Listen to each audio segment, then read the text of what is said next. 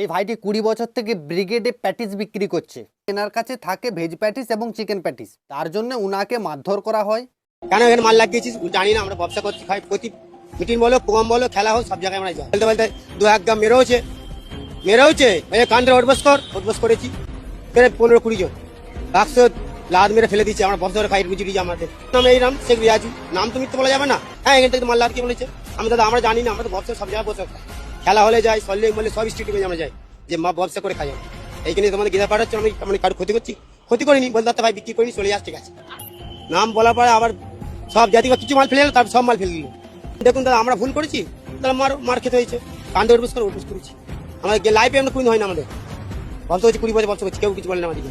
হিন্দু সংগঠন থেকে একটা প্রোগ্রাম হয়েছিল, 5 লক্ষ কণ্ঠে গীতা পাঠ। ভালো কথা, খুব ভালো কথা।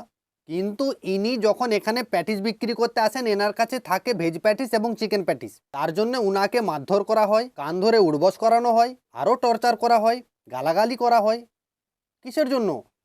কেন ভালো মুখে বলা যেত না যে আজকে এখান থেকে চলে যাও, আজকে একটা ধার্মিক অনুষ্ঠান হচ্ছে, আজকে আমাদের এখানটা চিকেনের ব্যবসা করা চলবে না, এটা তো ভালো মতো বলা যেত, তাহলে সে চলে যেত।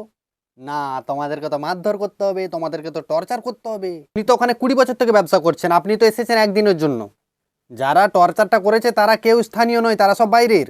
অথচ উনি ওখানে 20 বছর থেকে ব্যবসা করছে, একদিনের জন্য ওনাকে এরকমভাবে নির্যাতন হতে হলো। একটা গরিব অসহায় মানুষ ব্যবসা করছে, তাকেও শান্তিতে ব্যবসা করতে দেওয়া যাচ্ছে না।